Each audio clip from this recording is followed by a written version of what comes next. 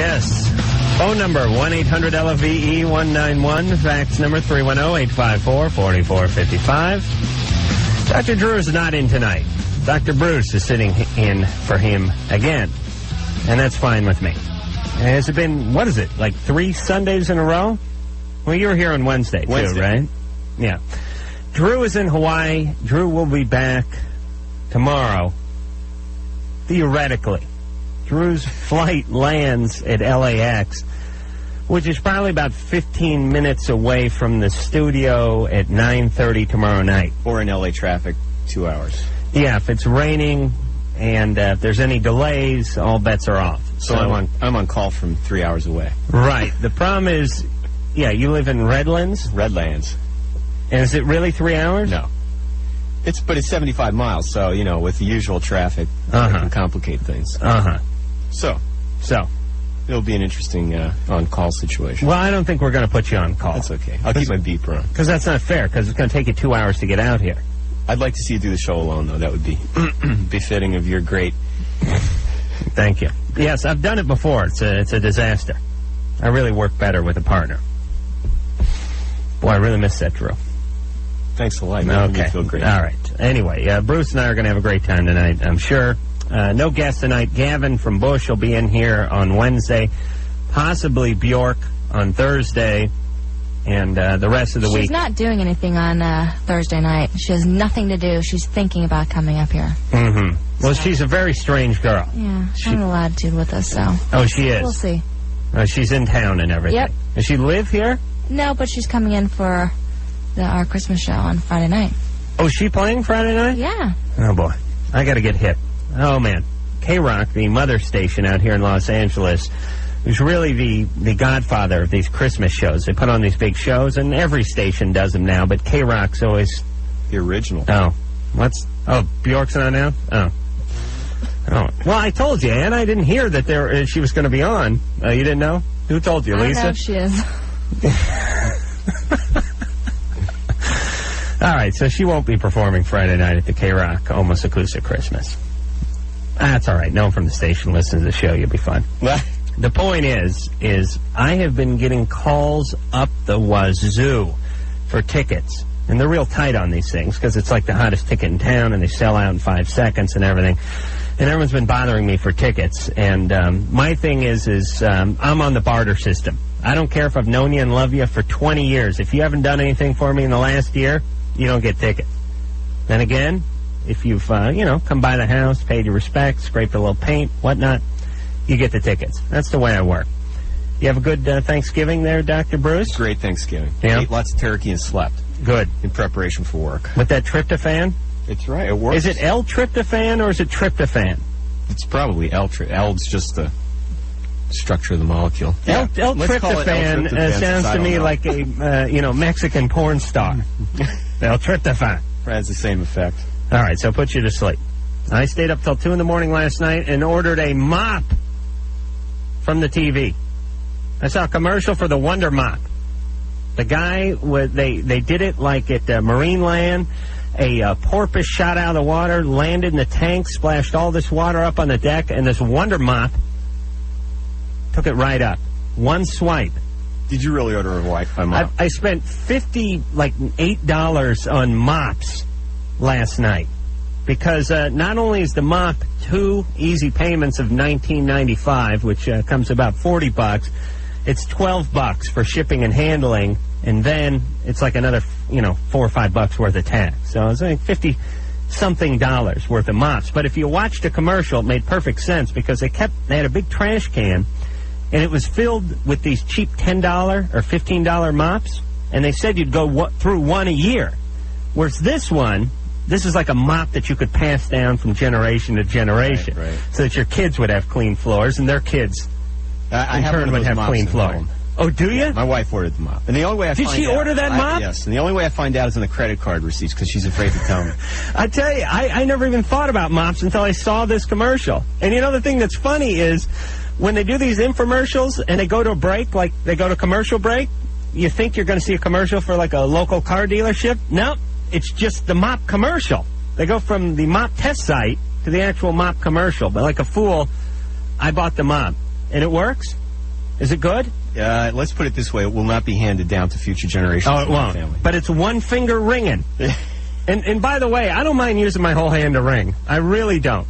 I know that sounds sexual, but I can go ahead and just use 2 or 3 fingers and ring it. I really don't I don't have like a ringing finger. I have a ring finger, but not the ringing.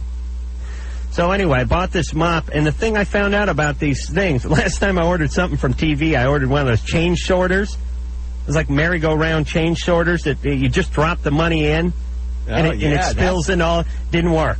Never used it once. It's cost me like $29.95, never used it once. But the mop, this is something I'm going to use. 4 to 6 weeks, I'll be using the mop and reporting on it. The thing about the mop, and I guess all these other things, is when you call them up, they also want to send you out the super absorbent car chamois and the car upholstery lint brush for $19.95. And you have to keep telling them no. And then they tell you, all right, how about we send you the super absorbent squeegee and the squeegee lengthener attachment for $19.95? No, and they'll just keep signing you up unless you actually stop. So I had this great conversation in my underwear about 2 in the morning last night, talking to some guy from Battle Creek, Michigan, on the 800 line. Going, all I repeated about 13 times was, just a mop tonight. How about we send you over a Mops of America? It's a tribute to mops across this great land of ours. That just be the one mop for me tonight. We'll also send in the discount mop book. This entitles you to 5% off all mop-related purchases, whether it be a chamois or some sort of cleaning. No, just the mop tonight. But it's got to work because they do it. If they do it, it's got to work for some people. All right. It's very frightening. Is your wife happy with the mop? No. She's not? No. It's been replaced by another mop bought in the local grocery store. I spent $60 on a mop last night? Maybe you'll get better results than we did, but it's tough. Well, they say it has a full lifetime warranty. Can't she send it back? But that's people. It's human nature. People never send it back. All right. Well, not me. God is my witness. I'll send this mop back. See you in 2 months. Alyssa. Yeah? You're 13. Yeah. What's going on? Well, I'm concerned about my period. I haven't had it for almost 3 months. And my parents think that I'm, sexually active and everything, and I'm not. And they won't believe me. But I'm just wondering if I should see a doctor or something about this because I'm concerned. How old were you when you started having periods? 12. Okay. It's not unusual at your age to be very irregular and to even go several months without having a period. So if you're not sexually active, it's not really of great concern. What I'm more concerned about is what's going on with communication with your parents. Well, they just think that I'm fooling around with guys and everything, and it's just You have a boyfriend? Yeah. Mm-hmm. Have they ever caught you with him doing anything? Yeah. Mm-hmm. Their clothes off or anything, but... You're just making out? Yeah. Mm-hmm. When do you plan on having sex? I don't know. All right. Good answer. Well, give it a few years. Now, is this something you talk about with your parents pretty openly? Obviously, they know that you haven't had a period in 3 months. That's not always a topic of conversation. Well, my mom's just really nosy. She'll, mark it down on a calendar for me, and just oh, it's your due date today. My dad used to do that for my bowel movements. It's been a day and a half, son. Everything going all right? You want a muffin? That could explain a lot about you. Yeah. Oh, okay, but, it's just, she just annoys, All right, tell her Dr. Bruce said she was being a little intrusive, and she needs to trust you a little bit more. She has to know everything. She has to know where I'm going. It's like a radar on her. As soon as I walk out the door, she can hear it as quietly as I shut the door. I know you don't like this, but we actually like it, don't we? Although it's going to force her to crawl out of a window into a neighbor's van and have sex at the age of 13 and a half. That's what happens when they put the full court press on you this way. You know what they need to do? They need to lead by example. Is she a good example? Well, she tries to be, but she's just too overprotective. Mm-hmm. Did she have you when she was young? About 21. Mm-hmm. And you're the oldest? I'm the only child, the oldest, yeah. Oh, okay. All right. I guess that makes you the oldest and the youngest, doesn't it? Well... And the middle child. Yeah, and it's just the thing with her, you know, I'm the only child, I'm the only one that she's ever going to have. Her mom just passed away, and now she's more protective than ever. Okay. Well, she's just being protective. She's looking out for her investment. That's all. Puts a lot of money into it. If you can show her that, do things where you show her that she can trust you. But as far as medically goes, that is very common at your age to have gaps where you miss your period for several months at a time like that. That should really clear up in the next year or so. Wendy. Yeah. You're 18. Yes. I have a major problem. Good. I have an ex-boyfriend that I was with for a year and a half. We were planning on getting married and everything like that. Things were going great for a while, and then, like, we were going to have a baby, and I miscarried and everything like that. And after that, things just kind of fell apart, like, big time. Well, it's tough. And then, you know, I, like, tried to think that, you know, okay, you know, he was just trying to get over it and wasn't dealing with it very well, because I wasn't dealing with it very well. But it got to the point where he was really controlling, and, I mean, he was keeping me from doing anything at all. I mean, I wasn't allowed to talk to people, wasn't allowed to make phone calls unless he knew about them. This guy's an asshole. Drew, all the way from Mahaloho. Hey, how old is this guy, Wendy? 21. Mm-hmm. And you were going to get married to him? Yeah. Were you trying to have a kid? We weren't trying not to, and we weren't trying to. It was kind of, we were financially set enough to do it. And we were, you know, we were both swaying, you know, towards, you know, we wanted one, but we didn't want to rush ourselves. Yeah. So you figure you wait to the ripe old age of 17 3/4 before you got pregnant? Is it safe for a woman to have a child as late as 19, Dr. Bruce? That's pushing medical. She's right up against menopause. I mean, she's really only about 35 years away from menopause at that point. Would that be safe? I heard about a woman in, I think it was somewhere in the Netherlands, who had one at 20. Can you believe that? It's amazing. Yeah. So when she died. Adam's making his point. Are you picking up on his very obscure point that he's making there?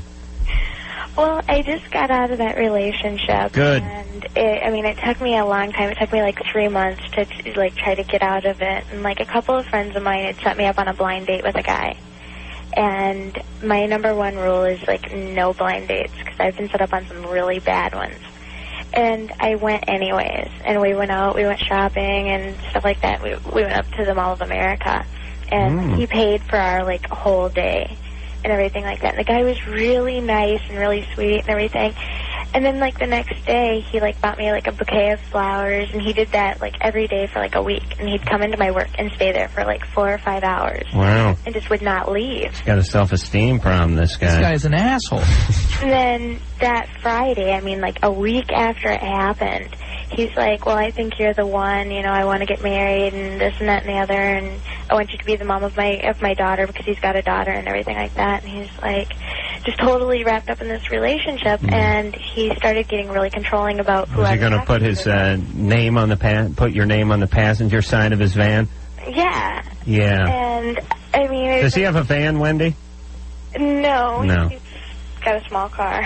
But he what? He's got a small car. Okay. And, I mean, it's just like, I'm not ready to settle down. I just got out of a long relationship and everything like that. Yeah, but you were going to get married in that relationship. Yeah, and then, like, I totally realized that I was, like, making a mistake, that I... Okay, good. All right, don't settle down. I don't trust this guy. How old is this guy? This guy is 21 as well. 21, he's already got a kid.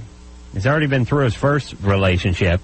And he's obsessive. How do you have a kid? How do you, like, be in and out of a relationship with a kid and you're 21? And that's not a great, you know, thing to have on your relationship resume, is it?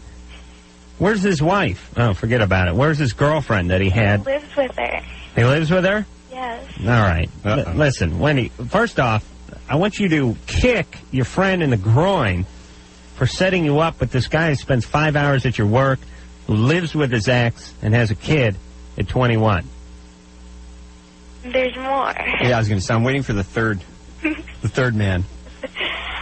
I've known this one guy for, 7, 8 months or so, and, like, there was, like, nothing there. I wasn't looking for anything or anything like that. And then he asked me out one night, and we went out, and, like, things happened and stuff, and, you know, I got to know him really well. And, like, he's a really super nice guy. He's, like, closer to my age. He's, like, got a lot of the same goals and everything like that. And... Get pregnant and live off the state? No. No. No. Oh, okay. I'm a manager of a store, and he's a manager of his store and everything like that. And, like, we both have, like, a lot of the goals, same goals. All right. We approve of this guy. Go out with that guy. But, see, that's my problem, is we, like, started talking and stuff like that, and he's kind of stuck on his ex-girlfriend. Oh, boy. And, like, the guy that I think is, like, right for me, or, like, not right for me, but who I should be dating, or, like, along the lines, like, he likes me, and, like, we do things, we go out, we get... But he's stuck on his old girlfriend. But he's stuck on his... All right, listen, Wendy, you do not have to make a choice between... the, you know, two idiots and the one guy with the girlfriend. You understand? I mean, there are more men out there. It's not as if, well, these... it's not like, you know, when you go to a wedding and they go, what do you want, the fish, the chicken, or the beef? You're stuck, right? You want to eat? You got to get one of those. This is not that. You're at a buffet. You get whatever you want. You may have to wait in line a little bit. You may have to go without a little bit. But you wait in line. You'll get what you want. You don't have to take the choices just because they were offered. They all sound screwed up. Don't take any of them. And don't be with someone for a while. This is one of these people that needs to be with somebody. Always trouble. I wonder what her relationship history's been. I mean, this is with bad. 3 at once now. What do we have in the past? Has she ever been in just one relationship? No, I can't even delve into it. Just listen. Wendy, don't get pregnant. Don't get married. Hakeem. Yes. You're 25. Yes. State your question, please. Well, I had a question. My girlfriend and I were having sex the other night, and she's into kind of S&M and bondage, and she put like a scrotum ring around, you know, my scrotum. Yeah, exactly. Because and she pulled it. It had like the strap on it. She pulled it. And now it's sore, and it didn't really hurt at first, but then a couple of days later, which now it's like really painful, and it's like even purple. Nothing hurts during sex. That's the first lesson you got to learn here. People are doing all sorts of nonsense where they're pulling like pearls out of your ass and putting stuff, you know, plungers and stuff in your butt and whipping people and rug burns and head slamming against the bedboard and nothing. It doesn't register. Even people that have the lowest threshold in the world don't feel anything during sex. But then the next day, they come crawling into the emergency room. Yeah, I was just kind of... Well, let me ask you something about the scrotal ring, Hakeem. Trying to picture that. How big in circumference would you say the scrotum ring would be? No, it was more like a leather strap. It was... Oh, I see. Yeah. So like almost like a... I was trying to think of a word, but like... She's here as good as Drew is. And Drew will just sit here and watch me flail. We could go on 15 minutes with me trying to come up with a word. It's quite entertaining. Well, Drew just sat there and went... Like a lariat. I've taken lessons from Drew on this. Right? Like a lariat? Sure. There you go. God forbid you could have jumped in with that one. I don't know what it is with doctors, unless it comes out of JAMA. They're not volunteering anything. So it's a leather, like a leash almost? Yeah, kind of like that. With a sort of a choker on the end of it? No, not necessarily the choker. It was kind of Velcro, like strapped around. And it had like a leash on it, yeah. And she had pulled it, and the only reason I was concerned was because, like, we tried to have sex later, and then when I ejaculated, it was kind of a funny color. Like there was some blood in there? Yeah, maybe. Yeah. Oh, hematospermia. I didn't know if it would go away or... So how hard was she tugging on the leash? Well, it was just one time. She kind of got carried away, I guess. Right. And thought she was reeling in a marlin. Were you lying down when she yanked on the leash, or was she leading you around a little bit? She wouldn't lead me around. We were just... Well, she was kind of underneath me, and when I was kind of kneeling above her, she was kind of tugging it. Like pulling me towards her, so to say. Do you have a mask on and stuff? No, nothing like that. I'd be wearing a mask if someone did this, just in case someone wandered by and recognized me with the scrotal ring. The average urologist would just need a few Hakeems in his practice to keep him busy for. Yeah. Okay. All right. So what is this? Well, now I sort of lost concentration there. What was turning purple here? The scrotum or the penis? The scrotum. Okay. Oh, the scrotum. Yeah. Okay. Well, that's not quite as bad. Oh, it isn't? No. Well, I'd rather that turn purple because, well, in cases like this. Unfortunately, over the radio, we have to say you need to have a physician look at it. Blood in the sperm, hematospermia can be normal, but in this case, you've had trauma, so you really need to see a. I'm guessing it was connected to the Nard leash. Right. I really am. I'm going out on a limb and betting that there's a direct correlation between the Nard leash and the blood in the sperm. You wouldn't get good odds in Vegas on this bet, would you? No, I think I would. But seriously, Hakeem, first of all, a lot of questions come to my mind about, your girlfriend's background and her upbringing, the type of person we might bet on. Let her have a good time. Well, no. Well, when you get into S&M, when I'm working with patients, if you question that behavior too much, then they it's like you're being judgmental. But individuals who tend to overemphasize the toys during sex and the pain aspect of it frequently have a difficult time adjusting to a healthy sexual relationship. And Hakeem may be subject to this kind of possible trauma for a long time to come. Maybe Hakeem is spearheading the whole thing. Well, it could be. Doesn't sound like it. Are you just going along for the ride, Hakeem? I don't know if she was really trying to hurt me or not. But well, that's the whole point, though, right? It's sort of being on the edge with it, and that's when you can get into trouble. And so, but anyway, you really need to be seen by a physician. First of all, when you have a purple color, it's usually, if you have an injury, there's some blood that's released in the tissue, and it will, as when you've had a black and blue mark, it sometimes gets purple a couple days later, a day or two later. But in that area, you can have clotting that's not normal, or you can have thrombosis. Depends where the clot is occurring. But I'd have a physician take a look at that. But what if he gave it a few days and saw how it looked? Well, he's not going to want to go running to the doctor, and then the doctor's going to go, well, you really got to bring the leash in. We can't make a proper diagnosis unless we see the leash, and he's got to run out to the car with his pants around his ankles. No, probably the doctor would take a urine specimen and examine his testicles. All right, but let's think of a good way his scrotum could have suffered this consequence without having to admit the leash part. Could he say that he was tying his sweatpants and got it caught up in his scrotum and yanked the tie cord or something? You know what I mean? Do you think he could come up with something other than the leash? Nah. Are you with me, Hakeem? Yeah, I'm here. Yeah, I mean, you don't want to go in and just talk about the leash, right? No, I just want to make sure that there wouldn't be the chance of there being long-term effects or. Well, he's telling you better go. He's telling you to go talk to somebody. But the number of these cases that come into doctors. Should he go to a veterinarian or a urologist? Well, it depends if there was an animal involved in the act. Which there is the leash. But in a case like this, doctors here, we see these things all the time, and you try and make the patient as comfortable as possible. Well, people come in and you don't broadcast what they've come in for.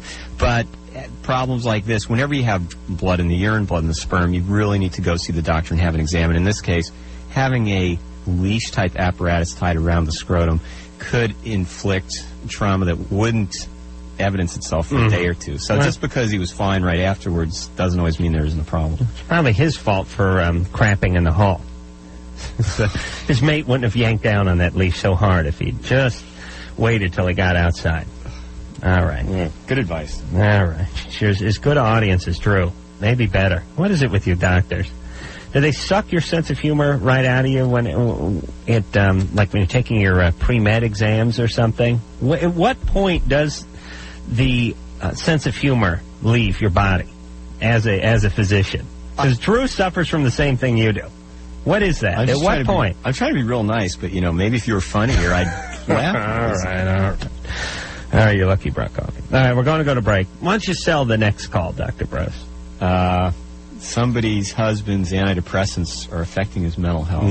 No. Pick a good one. Pick something titillating. You're almost as bad as Drew. Reducing sexual drive. Somebody wants their sexual drive reduced. All right. I like that. All right, I think I can do that.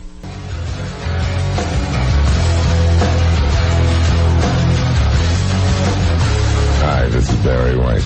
You're listening to Loveline. Yes, you is. Dr. Bruce is filling in quite adequately tonight for Dr. Drew, who'll be in tomorrow night. God willing, the plane lands on time. He's in Hawaii.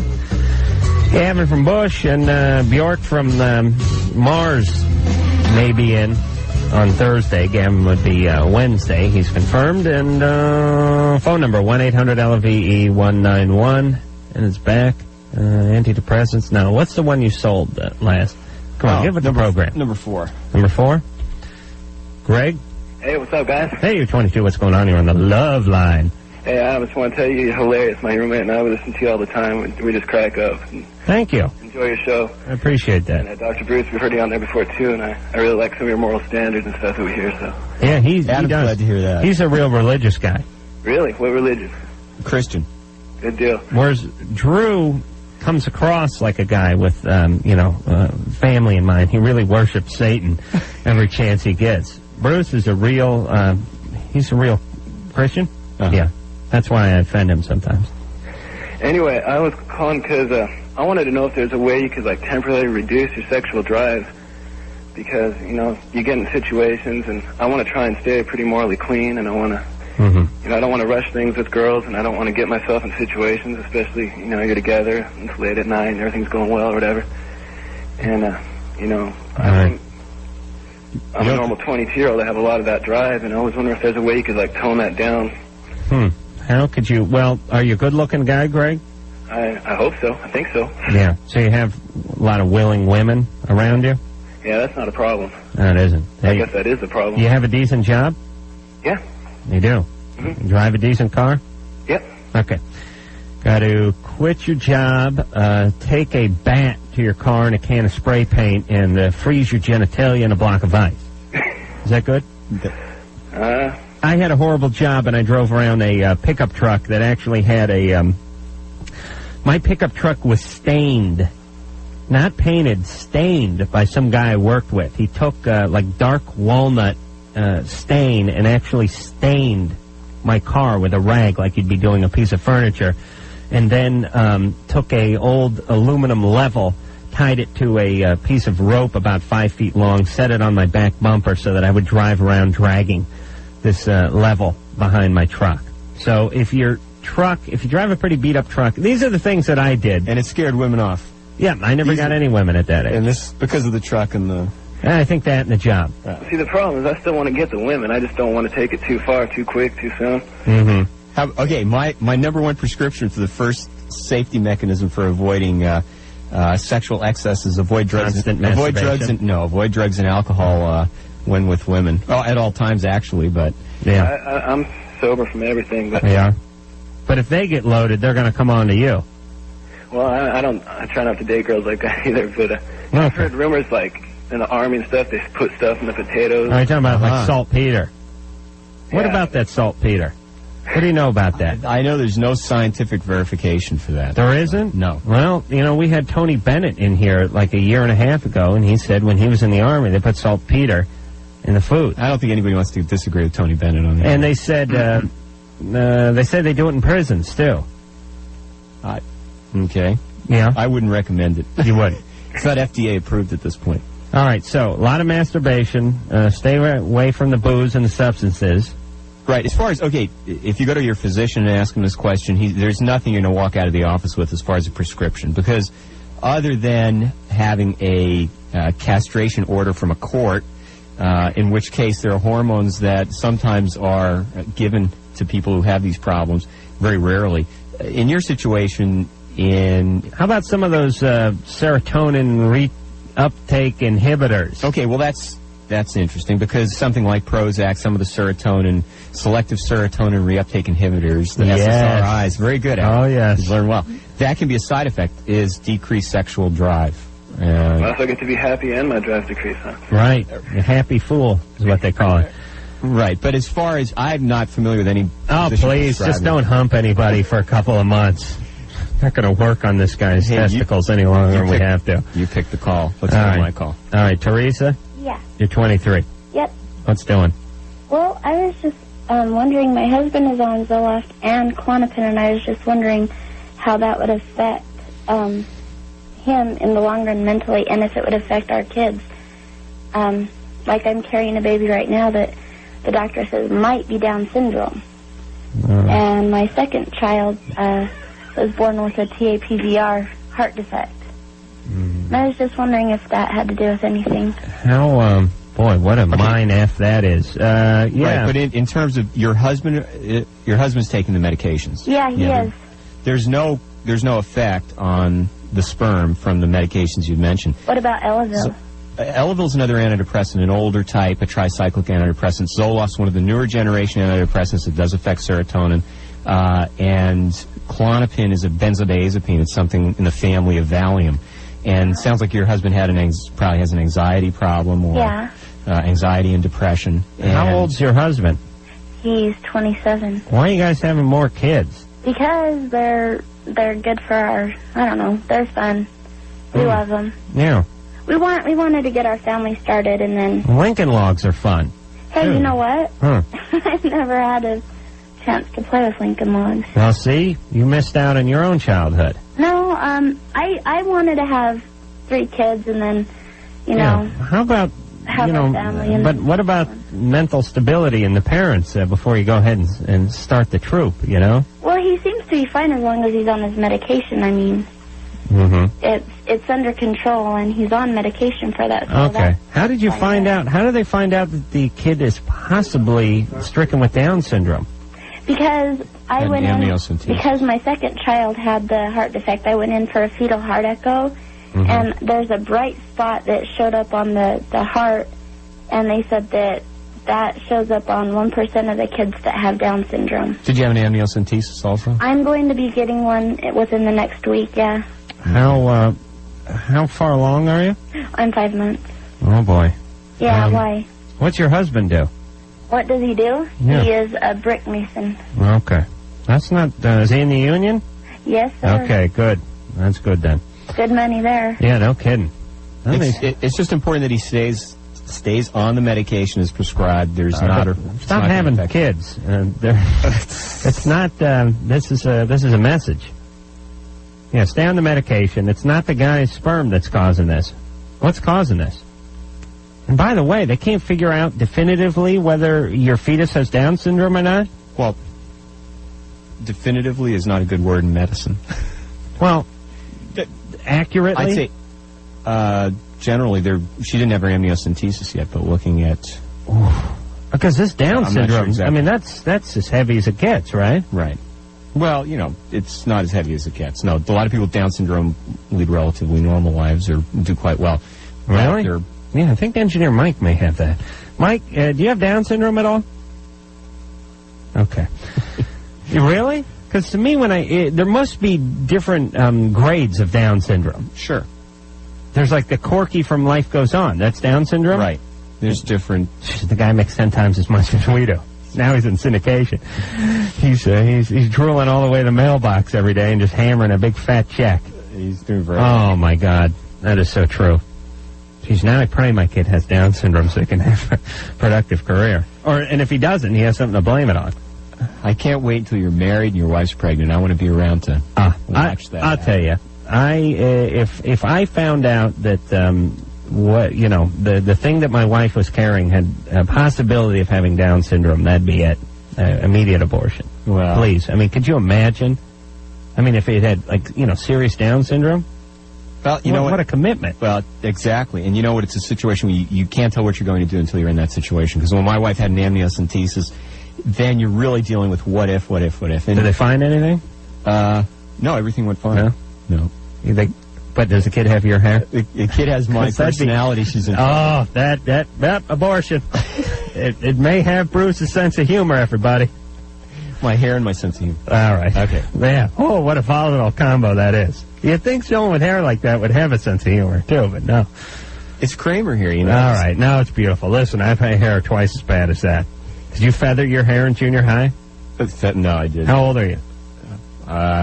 42. 42? You're probably a little ahead of the whole feathering thing. You didn't do that? I don't know. I went to school in New York City, so I had a lot of friends with froze back then. So they tried to do that. Oh, it didn't you're work. So lucky. It was dangerous. No, I would have died if that were the hip fashion around here. All right, we're going to go to break. You want to sell? Try selling another one?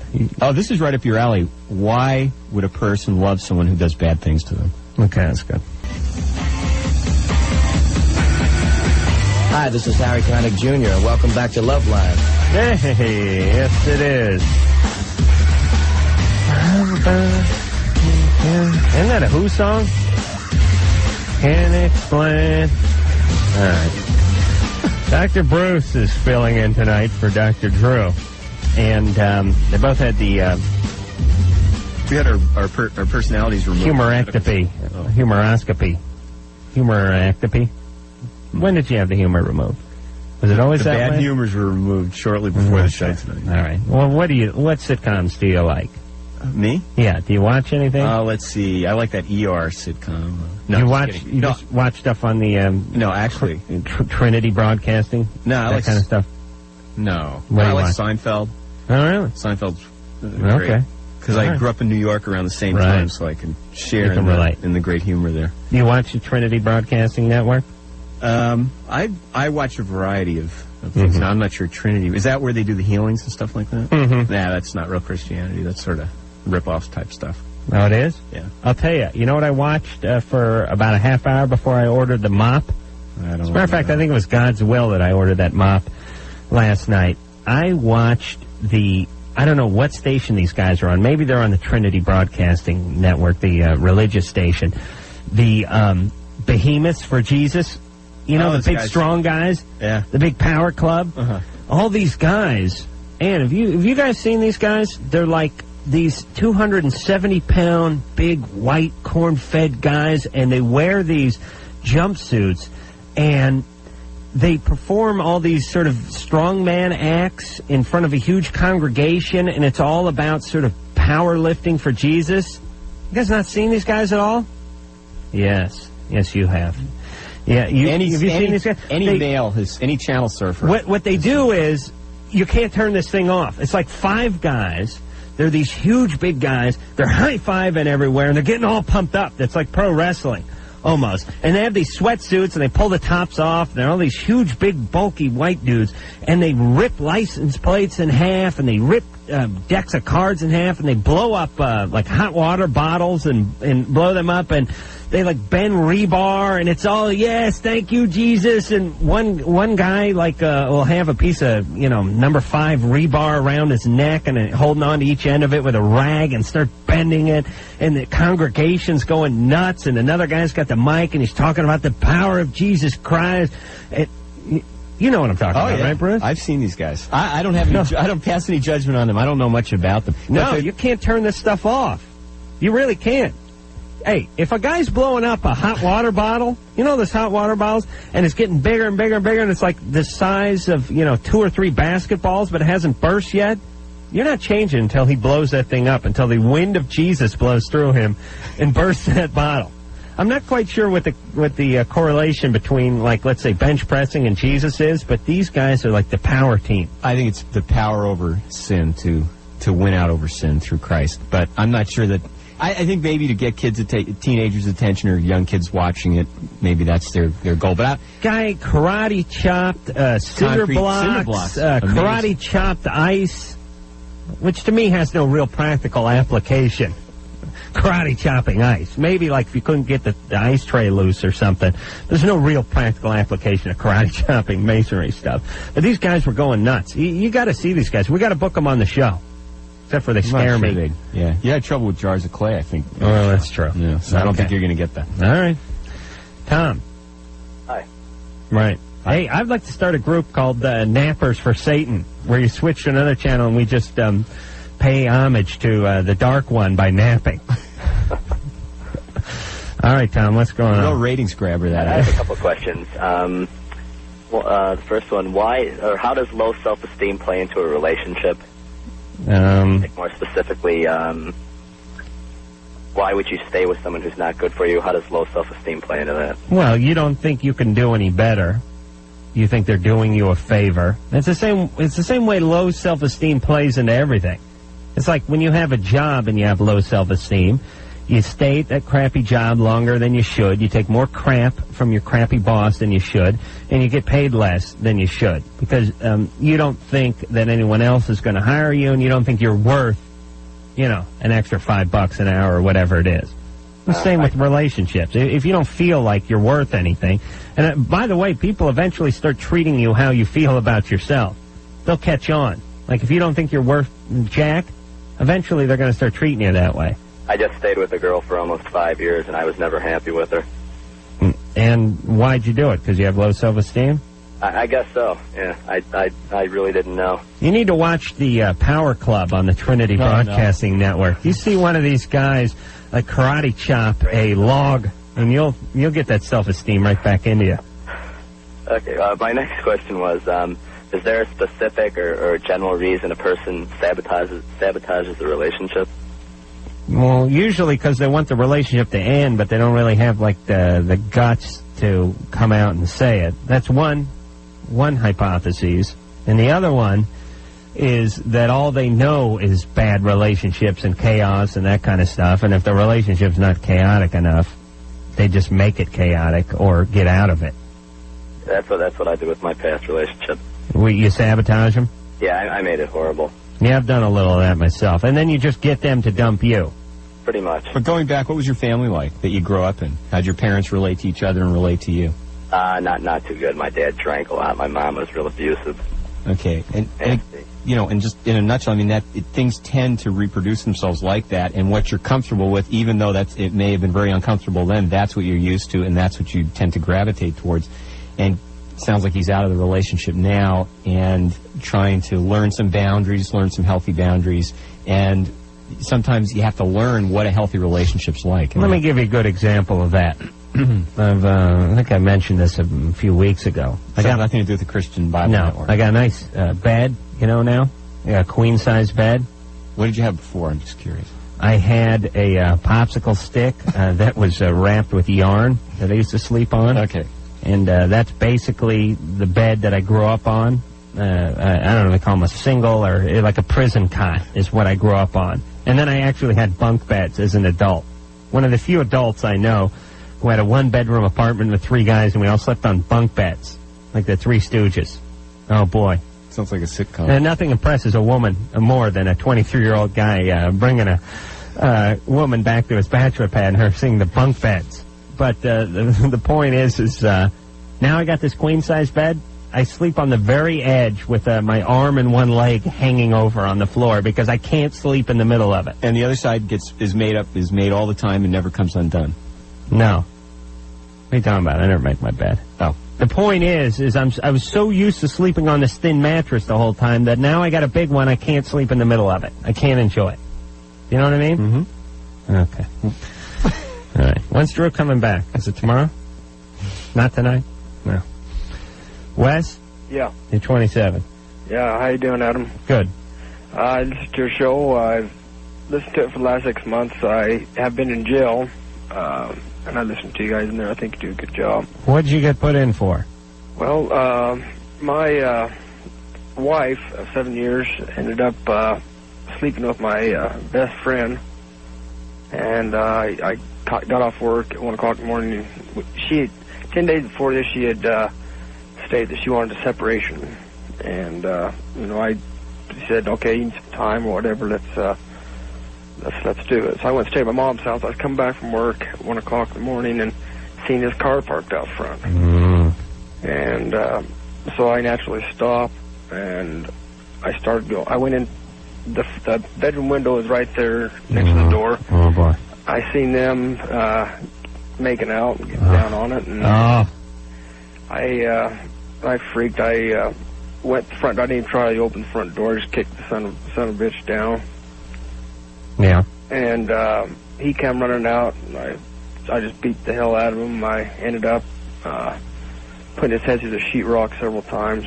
And well, as long as you miss a stud, you're all right. Well, yeah, I think I did, but that stud would have been better than what the outcome was. The kitchen's right off the bedroom. I threw him into there. My wife's jumping on me, trying to rip me off him. I backhanded her. Just an ugly deal. I ended up getting a Carolla syrup bottle off the counter and cracked him over the head with that. Well, I think the only thing harder than the Carolla syrup is the Aunt Jemima. Yeah, it's bottle. What'd you do to him? It fractured his skull open. He was in intensive care unit for a week. No, Jesus. Was he naked during this whole time? Yeah. That's my worst nightmare, is getting the crap kicked out of me while being nude with like a semi-erection. Could you imagine? Yeah. I wouldn't know whether to like punch the guy or cover up. You know, I'd like to grab like a towel or something and wrap it around me while the guy was beating the crap out of me. Well, yeah, you know, I wasn't thinking of that. Oh my God. At all. Jesus, you're dangerous. So, Wes, what happened then? Well, wait a minute. We got to go to break. Wes, hang on. Okay. We'll get to the rest of this. Jesus, guy's volatile. But listen, you can't go doing this kind of stuff. No. Leaving a car parked out in the driveway. Oh yeah. No, I wasn't talking about that. Well, I mean, you know. Okay, we'll be back.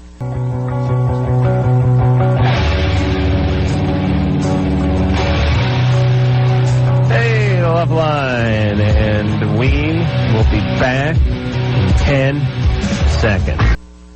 About the same as Dr. Drew. I mean, in terms of the credentials, right, Bruce? Mm-hmm.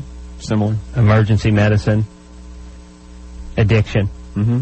Whereas Drew's more addiction with the practice. You're internal medicine. Yeah, he has like just a regular practice and does the addiction stuff. You're actually on the front lines. Well, I trained in internal medicine. I just couldn't handle it, so you pull bullets out of people, right? No, the police get very angry when you do that, actually. Really? Yeah, we had an intern that pulled a bullet out of somebody, and the cops almost took him out and shot him. What do they want you to do? It's evidence you can't pull the bullets out. You leave them in there. Well, you got to pull it out and you give it to them, you mean right? if the patient lives? Oh, of course, yes. Then you pull the bullets out, right? If they're alive. I was talking about. Oh, if they die, you leave them in? Yeah, you got to leave them in. Really? Yeah. Do you have, and then they just put them down like in the basement, like in the morgue, like in the cooler? Right. Is it cooler? It is. It's cooler than. What are those boxes chilled to? You know, I haven't sat. You got one of those? You ever gotten high in one of those? I try to avoid them. I avoid the morgue, actually. No. Do you ever go down there? No. You have to when you have to observe if they do an autopsy or something like that. But I try and stay away from there at this point. How many of those sliding file caskets do they have in the morgue that you work at? Oh, I don't work in the hospital. Morgue. I know, but down in the basement. You know what? I can't recall. Tell you the truth. I haven't been there in so long. Do they ever put the morgue like up top, like the penthouse morgue? No, not that I'm aware of. It's always down. Why is it always so dark? You know, in the movies... I don't think we call it the morgue at the hospital. I think we call it pathology. That sounds better. But do they have adequate lighting down there? Because every time I see a movie, there's no lights down there. But it's the movies you're watching. It's those... Oh, really? I think you're watching, like, porno movies in the morgue and stuff like that. Right. It's not very real. It's not, like, scientific. Okay. All right. What's the fattest person you've ever performed an autopsy on? I don't perform autopsies. I know, but that you've hung out and watched.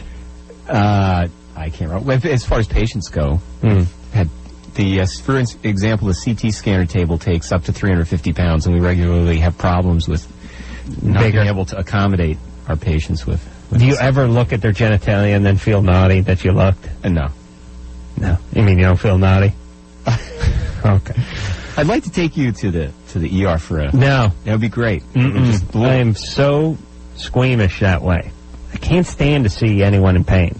And contrary to popular belief, I can't stand to see somebody hurt or injured. It kills me. I don't like to see those, those things where some guy jumps out of a building because it's on fire or something. I don't like that. As a matter of fact, those people that rent those tapes, 7 Faces of Death or what have you, here's a guy getting eaten by an alligator. I think there's something wrong with those people. Too. Yeah. Okay. So Wes is 27. By the way, don't ever F around with a guy named Wes, new boyfriend, and they were separated, and he caught him, and he saw red, and he went ballistic. And how long did you spend in jail, Wes? 1 year. 1 year? Yeah. What did they originally give you? How long? They served me 2 0 to 5 or 2 5 to life sentences in the Utah State Prison. Did you have some priors? No. No? No. So they suspended it, the 5 to life on the condition that I do 36-month probation, including a year in jail. So got to keep straight from here on out, or else I will do the. How long have you been out? I got out on the 17th. Oh, you just got out. And how many kids do you have? I got 2 kids. How old are they and what sex? I've got a 7-year-old and a 5-year-old, and I just wanted to see if maybe you guys can give me some advice on how I could reconcile the problems that I have here. I know I love my kids, and I wish that these things would have never happened, but I just, I blew up, and, it was my best friend is what I thought, and, I was just uncontrolled. How the guy? Is he all right now? Yeah, he's all right now, and they're married. Oh, really? Yeah, she divorced me while I was in jail, and they married. All right, so now, did you have an anger problem before this happened? Not that I know of. Were you drinking at the time, or was there anything else that set? No. So it was just, you were at the wrong place at the wrong time, you got really out of control. I just got off work, and I was driving home, and I just, we've been separated for 10 days, and, Okay. Now, do you have access to the kids now, or is there any kind of... Well, I do. Visitation? But, it's just, it's not as much as it used to be. I've seen them once since I've been out of jail, and I think she's skeptical of me taking them in fear that I'm going to hurt them. How's your ex-buddy, who's now married to her, treating you? Oh, he's a puke. I mean, he stood up at my sentencing in court and said that he wanted me put away for the longest time possible, that I've ruined his life. And you did almost kill him. Yeah, I know. Yeah, it's got a little something there. But he was on top of your wife, and it was your best friend? Yeah. And you were still married at the time. I don't have any best friends. Yeah. I'm like a wolf. I travel alone. But you've got to make the best of a real tough situation. You're out of jail, and you've got the kids to deal with and building a relationship back there. All right, here's the deal. The wife and the friend are write-offs, obviously. Thank God the guy didn't die and you weren't up for murder. Meanwhile, you have to have some sort of passable relationship with the guy and the wife because you got to see the kids. Your number one priority is the kids. You just got out of jail. You're still young. You can't expect everything to be up and flying immediately because the guy you almost killed with the syrup bottle is married to your wife who's living with the kids. God knows what he's saying about the syrup killer when he's not around. Boy, pancake day at that house must be just hellish. The point is it's going to take a little while to get this back on track. Your job, Wes, is don't violate your probation, don't F up, get yourself a job or keep the one you have. Meet a new woman, get yourself, squared away and prioritize with the kids. But there's no magical answer that's going to get you going. No, he doesn't. What? The benefit. Do you have a support system going? Oh, for Christ's sake. Well, yeah, I do. That was another thing I was going to ask you, what you thought about this. Since I've been out of jail, I had to move in with my parents. Mm-hmm. And I listen to your show, and I hear you getting on people about, you're 27 years or 28 years old, and you're living with your parents. What's up with you? Who do you hear getting on people? Adam or Drew? Adam. Both of us, you a-hole. Adam. I think both of them. Nah. Oh, listen. Wes, okay. I'll make an exception because you just got out of jail, and I'm scared of you. Listen, you sound like a good guy. This is what I got to say. The relationship with your kids, obviously, is when they start asking, that it was a mistake you made, and that's what happens when you lose your temper. And spending meaningful time with them and living with your folks until you get your feet on the ground, I think is a great idea. Right. And secondly, I think this is where a strong support system, having friends, getting involved in a church group, and I will recommend a church group because I think that's a great place for a guy like Wes to start making friends and building relationships. Jewish. Hey, that's the synagogue, man. You're kidding. No Jewish guy ever beat his friend with a syrup bottle. No, but listen, I mean, these things happen, and he sounds like a decent guy. All right. John, you're 21. Wednesday night, I drove up to a friend's house, somewhat distant away, going to other people, and we went there with the mind to drink. And you and your friends went somewhere far away to drink? We went to a friend's house who lives about 300 miles up the coast, and we went there intending to drink, and so we drank. We finished off 3 bottles of Boone's, about probably a 24-ounce pitcher of Screwdriver. Boone's Farm? Booze? You mean like wine, like Wild Apple or something? Yeah, have you ever heard of Boone's? Well, I know Boone's Farm, like they made like strawberry wine and stuff. Well, I don't know if it's a wine, but they got like a lot of different flavors. Yeah. It's for people who don't like to drink, so they can get loaded. Ah. Like it's for people who don't like wine. They'd rather drink like a Slurpee that got them loaded. Fortified wine. Fortified. Uh-huh. Fortified with alcohol. Okay. Okay. So after... Boone's Farms, right? What? No. Boone's Farms? No? I don't remember the exact name. Oh. You need to complete your degree in this, Adam. I used to drink that. Isn't that what that is? All right. Anyway, go ahead. Okay. So after those and a bottle of root beer schnapps, actually, and about a 24-ounce pitcher of a vodka screwdriver, we managed to tap about halfway through a bottle of blackberry brandy, about halfway through a 750 of Jack Daniels, over a period of about 3 hours. I had about 20 to 25 shots. The only reason I ended up going to sleep about 45 minutes after I did is because I'd been up since 6:30 the morning before. And it was about 4:45 in the morning. Yeah. And the next day I woke up feeling kind of sick to my stomach, no headache, but my back started to hurt a little bit, and I'm wondering what are the possible long-term consequences of that. Well, you're fine. Quit getting loaded, please. No, the guy's lucky. I'll tell you.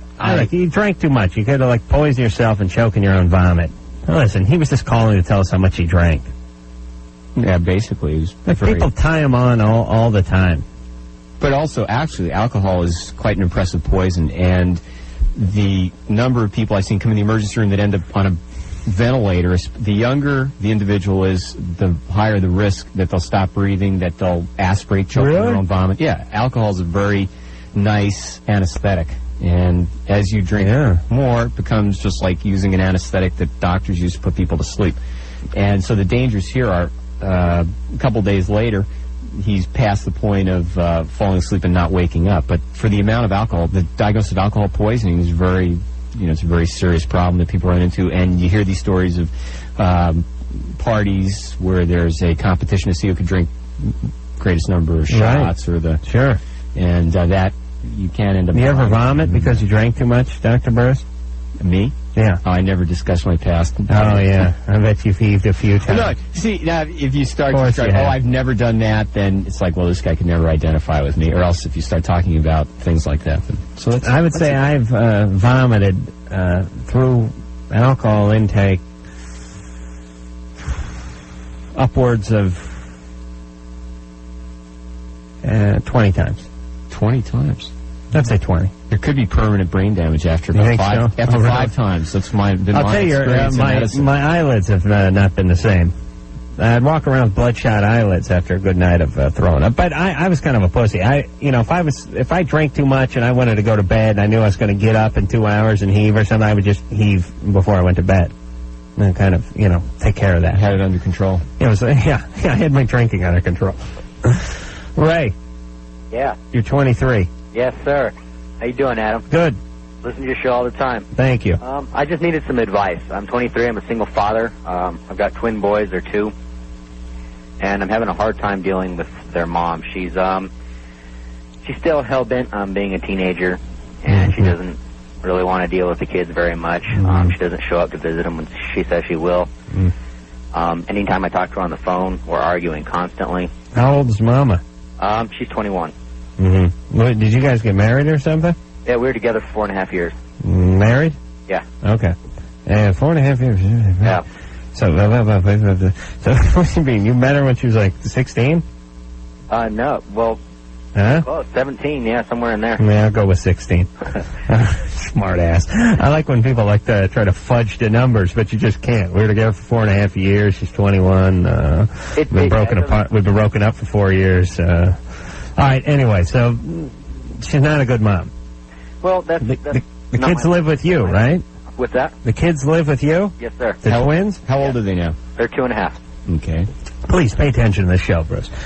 Did you win custody of these kids, or did she just not want to bother with them? Actually, what happened was she asked me to move out, and I did. And she ended up losing the apartment, almost got herself in a lot of trouble with drugs and whatnot, and I told her that I wanted to take the kids, and she let me. She didn't have a place to go or anything, so right. I just kind of ended up with them. Okay. And it's kind of a mutual agreement that they stay with me. Well, you can talk to her about, responsibility till everyone's blue in the face, but until she gets off drugs and sobers up and all that stuff, it's worthless, right, Bruce? Is she still using? I don't know. She's off and on again, and I used to use, way back in the day myself, and I know how that stuff goes, and you have to turn your back on it and never look back. And she has her days. One day she's kind of amped out, and then she doesn't touch it for maybe 6 months even, and then she ends up going back. Okay, so there's no stable situation with her. Now, who's taking care of the kids when you're at work, when you're not there? Do they have a... Yeah, we got a babysitter. Okay, any other support for you with the kids? Not really. She does her best to, well, I guess maybe not her best, but she gives me some money here and there. But I depend on my sister a lot. My sister really helps me out a lot.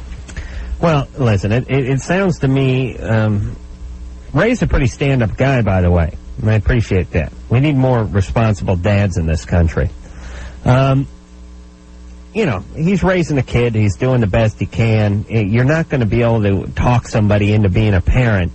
I think all you can do is see if you can, for the kid's sake, if they can sober up or get in a program or get in a 12-step thing or something like that. But, I mean, while, she's experimenting with drugs, he's not going to really be able to reason with her, is he? No. And the problem is, it sounds like they're still with her some of the time, or until she gets sober and starts working a program or gets counseling help. It sounds like a very unstable situation. Well, we know that.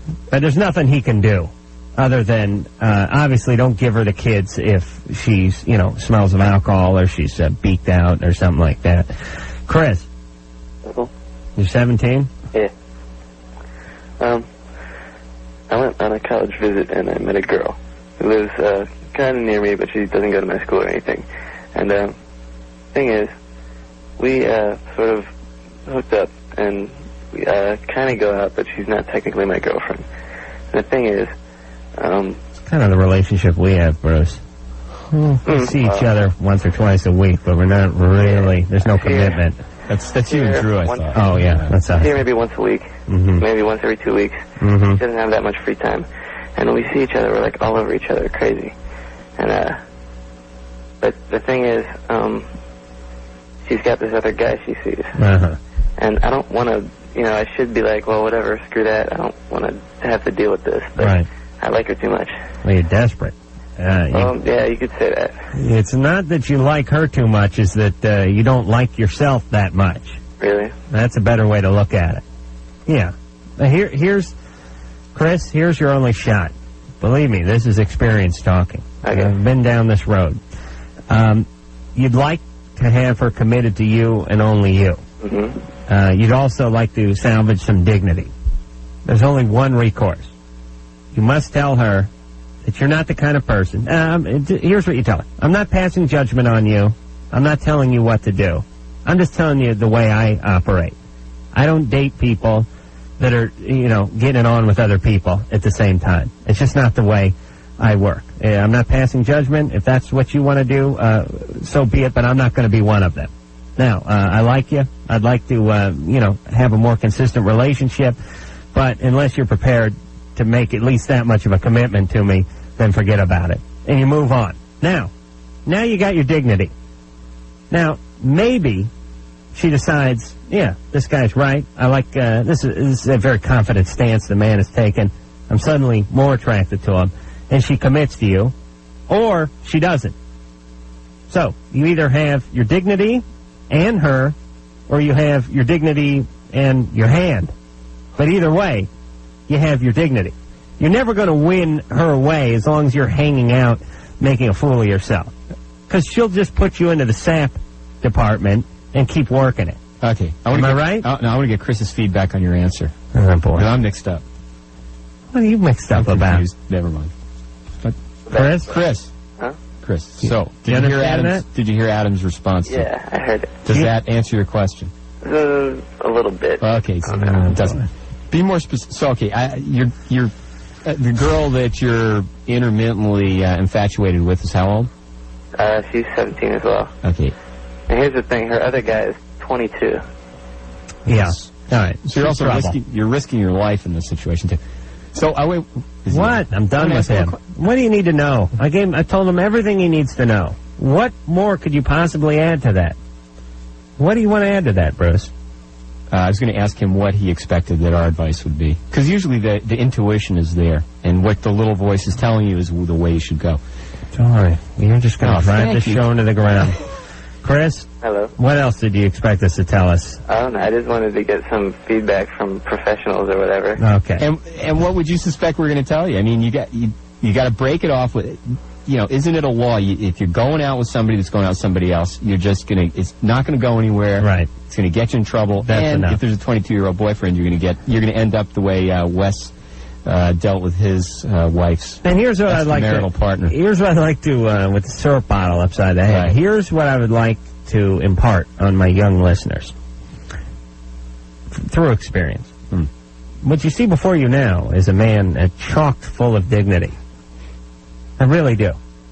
I do a lot of undignified things, but I have a lot of dignity. The way I conduct myself. I wouldn't be in a relationship or someone was seeing somebody else and that kind of stuff. But this is all the kind of stuff I would have done back in the day when I was 17, 18. If you'd had the chance. Yeah, I didn't really have the chance. Right. But the point, hold on. I was going to tell Mike to shut your mic off, but he's busy playing. He's playing like Miss Pac-Man over there. The point is go ahead and start the dignity stuff early. You should do it early on in life.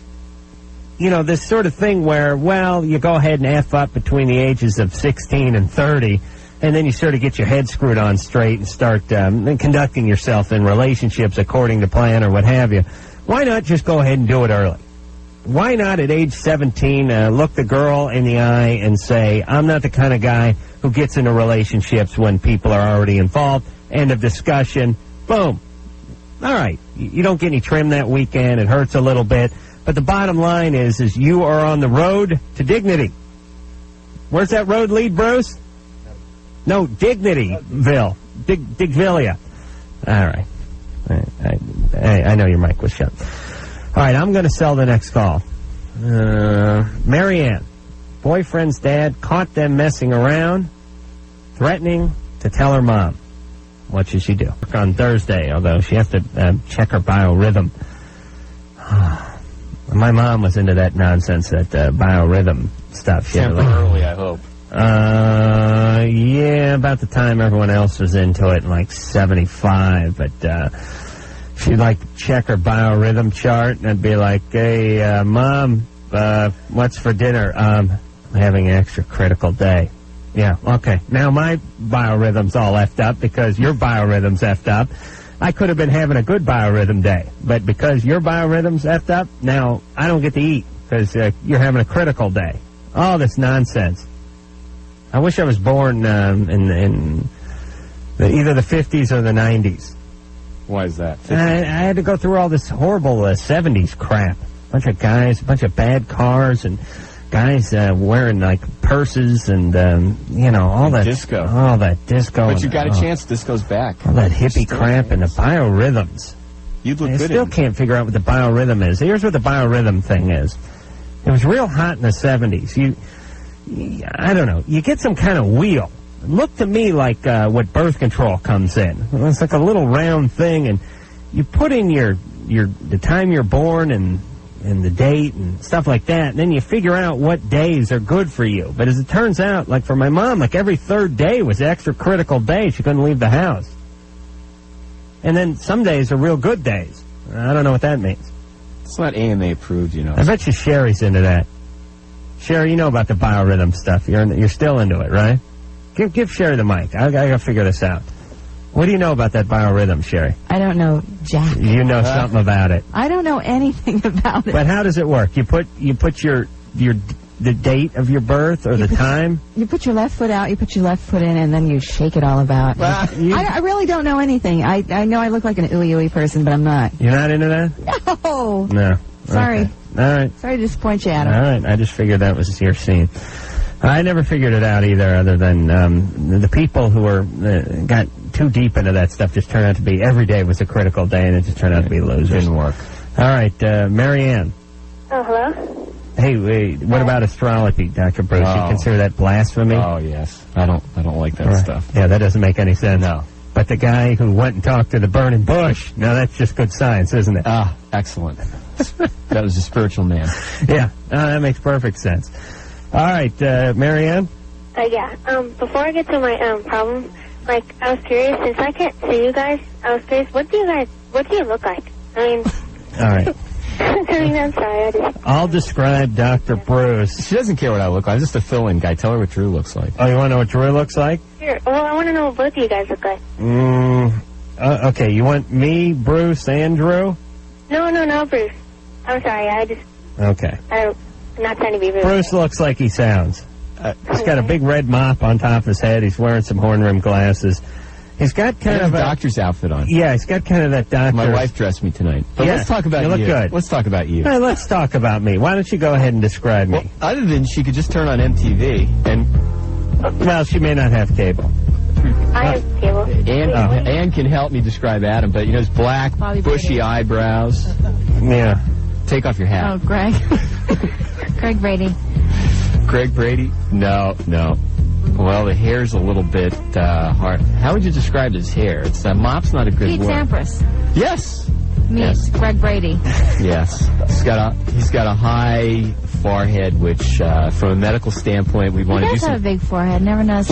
Genetic testing is what I think of when I look at his Right. forehead. You see the protruding brow and the large forehead, and you think you found the missing link. Yeah, he looks like one of those comedians, the guys that you don't expect to say anything intelligent, and then they do, and it's funny. Oh, really? Yeah. My sister's like obsessed. She's always saying, "Oh, he said this today. Oh, he's so funny." And No. Listen, I'm not one of these fat radio idiots. well, what about Although I'm steadily gaining weight. Drew? Drew looks like sort of a Ken doll. Let me explain Drew's looks. Drew is a very good-looking man by virtue of the fact that there's nothing wrong with him. See, he's good-looking because there's nothing wrong with him. Now, people don't take that the right way, but there's some people that are good-looking because there's nothing wrong with them. They're not fat. They don't have bad skin. They have nice teeth. They don't have a big nose. They don't have funky hair. They don't have a double chin. There's nothing wrong with Drew, and therefore he has to be good-looking. But he doesn't really have these, like a distinctive quality to him, look-wise. He's just good-looking. Like, if you were drawing a guy and you wanted to draw a nice-looking guy, you'd draw Drew. Right? Okay. I guess. I don't know. Yeah, that's what I'm saying. Well, wouldn't you, Ann, Lisa, Sherry, wouldn't you agree that Drew's good-looking because everything is right on him? I mean, there's nothing wrong with him. Yeah, I mean, he's a good-looking guy. Right. Yeah. But he doesn't have, like, He's distinguished. Yeah, but he doesn't have a characteristic or something like some guys do, Some guys have, like, the piercing blue eyes, or they got, like, the big clef in their chin. So he's saying or they got he's some kind of big generic. smile. He's like a generic. He's like a doll. Okay. Right. There's nothing wrong with He's it. an older Ken doll. Right. There's guys like Al Pacino, for instance. Chicks love Al Pacino. He's little. He's got those big things under his eyes. He's got the big schnoz. But he's real good looking. But he's got all these characteristics that make him good looking. Not to me. Drew, all right, you quiet down. I'm sorry. Drew has nothing wrong with him. That's why he's good looking. Okay. I don't really have that. I got some stuff wrong with me. Okay. Well. Okay, start with my voice. Huh? Yeah. My problem is that I was at Hold on, can I put my hat back on now? This is humiliating. That's fine. I was at my Cover that up. house, and his dad wasn't home, and we were making out in his dad's room, and his dad came home and we didn't hear him, and he caught us, and now he says that I have to do whatever he says, or he's gonna tell my mom about it.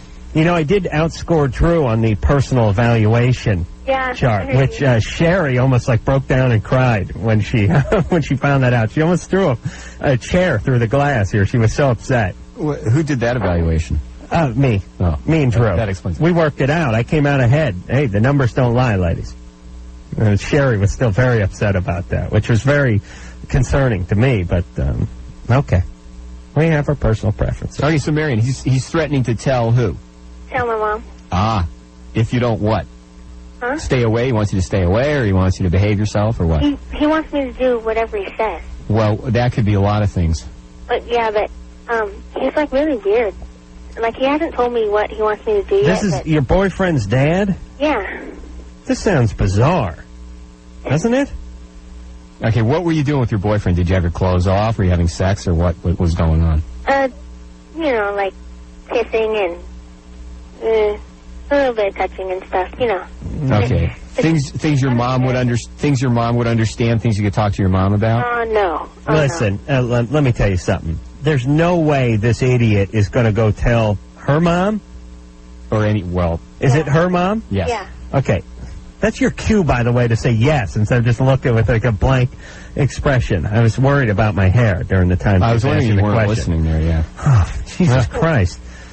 I swear to God, I'm ready for you to like pull a Mission Impossible mask off and find Drew lurking underneath that smile.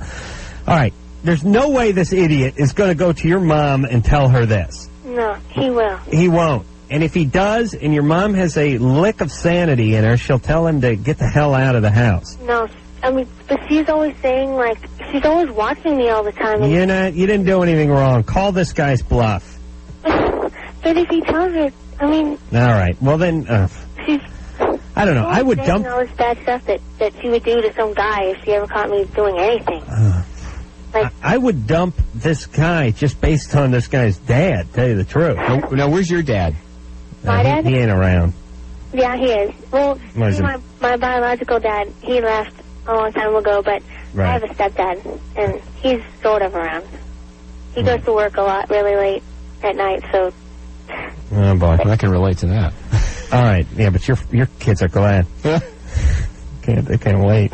Shouldn't you be leaving? It's only 2 in the afternoon. Well, there may be traffic. Oh, it's painful. All right. Okay, listen, we can't answer this question. I mean, what are you going to do? Well, it sounds like this guy's a little bit weird. I mean, there are ways other parents don't be alone with this guy, A, number one.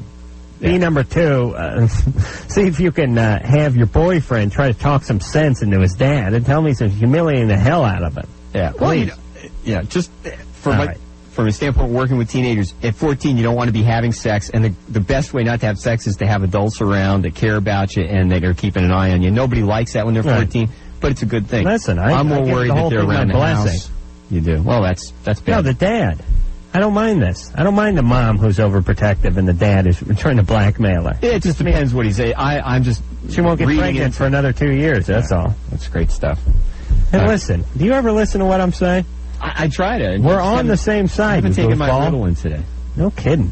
Not enough coffee. Well, take some coffee. We're on the same side on this one. I know. We've been on the same side on many of these issues. You sound so serious. Well, I am. Tired of your combative nature. A little knowledge is dangerous. That's what I would apply to you. Mm-hmm. A little knowledge is dangerous. Right. A little Drew's rubbed off. I think you need your serotonin reuptake inhibitor now. Good. Yeah. Hey, Loveline. Adam Carolla, Dr. Bruce. All right, let's forget about the phone number and the fax number. You ready to go? Ready for genital warts. Is that what this call is? Yep. Hey, Jed. Hey. Hey, you're 20. That's right. Listen, I'd just like to say I've been listening for a long time to you guys, or you, Adam, and I think you guys have a great show. I've called in once before, and I just think it's a great show you guys are running here. Well, thank you, Jed. Yeah, no problem. And you'd really appreciate it if you saw how much effort we put into it. Would I? Yeah.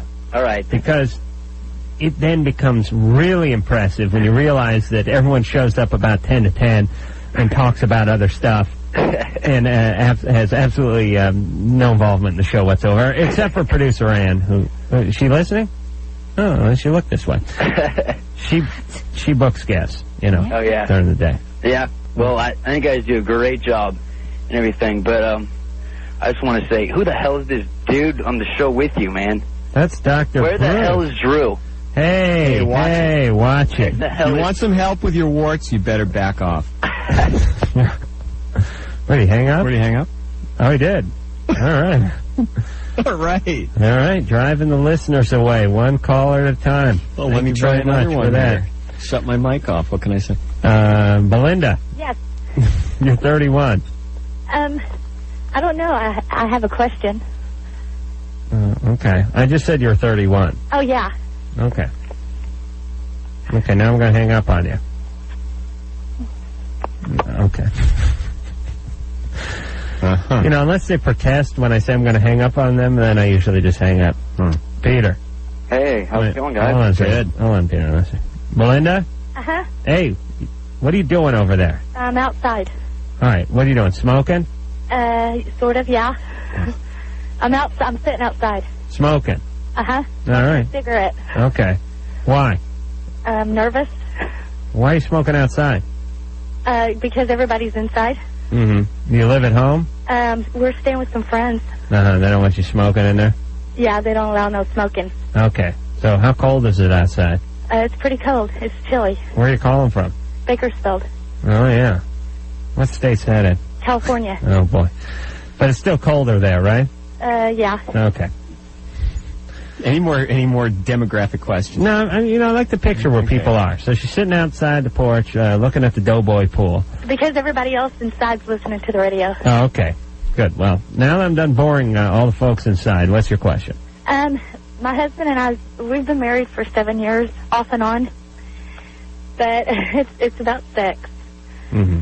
And he gets mad over the fact that I still won't give it to him. Mm-hmm. Yeah, that'll do it. I mean, it's not that I can give it to him once or twice a day, but it's not good enough. Mm-hmm. And if I don't want to give it to him, then I'm sorry, no good, whatever. Yeah, that sounds healthy. I'm just concerned. I'm curious, why is he like that? Why, I mean... You are having sex with him once or twice a day. Uh-huh. So... I'm giving it when he wants it, but it's not good enough. So you'd be fair to say that you're having sex with him 10 times a week? Yeah. Okay. If you want to look at it that way. Well, I'll go ahead and just do the math, and we'll say 10 times a week. Okay. And he wants more than that? Yeah. Although you give him sex every time he requests sex? Yes. Oh. Should, Because he gets mad if I don't, Yeah. Yeah. And what's he do if you don't? He pouts like a little boy. Oh. Or he'll curse, he'll say, I'm sorry, no good, what. Uh-huh. And what's he do for a living? Does he work around metal? He works in the oil field. He works on rigs. Yeah, that's pretty close proximity to metal. My theory is a closer a man works to metal, and actually the closest a man can work with metal is like welding. Mm-hmm. The closer he is in proximity to metal, the bigger the a-hole he is. I don't know where I got that. You know what I'm talking about? Uh-huh. Okay, so he works in an oil field, as you would say, an oil field, and he's a little bit abusive. Does he drink? Every now and then. Mm-hmm. And you say you've been married on and off for 7 years. Yeah, we've been separated on and off. What were the issues? Pardon? What were the issues around which you said? Over-possessiveness. What? It is. That's him now. Somebody came outside and started griping. Oh, you mean a neighbor? Somebody we're staying with. Oh, okay. It's not your over-possessive husband, is it? No, he's kicking back listening, I guess. I don't know. Does he want sex right now? Well, let me talk to him. Go to bed. Well, listen, put the cigarette out. Okay. Go inside the mobile home, and let me talk to him. Okay, just a second. Is it a mobile home? I think it's a mobile home. Yeah, he works with metal. You're getting... Uh-oh. He doesn't want to talk. Okay. They're all laughing. They think it's funny. But you know what? Is it a mobile home you're living in? In a double wide, yeah, in a trailer park. Yes. I need to ask you something else, too. While yes. He's real over-possessive as far as not wanting me to have friends or always accusing me of going out and being with somebody else. He's a controlling guy. Yeah. And here's the thing about controlling guys. They control you to the 10th degree for as long as they can control you, but then they lose all control when you divorce them and move on or take up with one of their friends. Eventually, the over-controlling guys get what they fear the most, which is total loss of control when the woman they've tried to control for too long files for divorce. Uh-huh. Do you know what I'm saying? You have to explain that to him. But his problems, it's not just about sex, it's not just about control. He has some issues. Uh-huh. He's got to work through those issues. They just manifest themselves in sex and control. He needs to find a hobby. Well, I think. Yeah, his hobby should be going to the shrink. You think so? Yeah, the guy's got some serious issues going on. When you separated the other times, you didn't go to a therapist? No, we never did. I kept going back to him. Okay, yeah, because... when things got rough. Oh, certainly Adam's right. If you had more sex or less sex, it's not going to impact the situation at all. You really need to deal with his issues of control, and until you go to a professional and get that help, nothing's going to change in the relationship. And if you guys don't work out and he goes on to the next relationship, you're both going to... How many kids do you have? We don't have any together, but I have two from previous, two boys. From when you were, like, in your early 20s or something? Yeah. Okay. How does he treat those kids? He treats them good, as far as he don't do a lot of things with them, like a father should. Yeah. But he's not beating them or anything? No, he don't beat them or nothing. Well, that's nice. I consider that a plus in this day and age. Uh-huh. He's scoring big points in my book, the non-beating points. All right. Here's what you can do. Don't have sex with him just because he desires sex. And get in a little couples therapy. You really got to straighten out these issues. And stop being so stupid, Belinda, please. Can't figure this guy out? Please, women, do not subject yourself to this. I know your daddies didn't treat you right, but that doesn't mean it's a sentence. Doesn't mean you have to go out and find another guy who's not going to treat you right and just live out your childhood. No, it's just now your daddy's having sex with you. Or maybe he was back then. You know what I mean? As people get... This is why... this is what pisses me off the most about our callers that are having kids and screwing with them. It's a life sentence. You screw up your kid, sees daddy and mommy drinking a little too much, Uncle Lou feels them up, so on and so forth. A little too much of this for just about 5 years of their life, and then it's a life sentence. Then just go right on out. Get hooked up with abusive guys. You guys can go out abuse women. Just that's it, life sentence. And we'll just unleash you on society. And then the tax-paying folks can just clean up your mess. Whether it's Bruce over there in the ER pulling, sewing up your knife wounds, or it's me just paying a nice 50% tax bracket to, get you in and out of jail, help out with the child support and whatnot. The 911 calls you're making every 5 minutes. Whatever it is.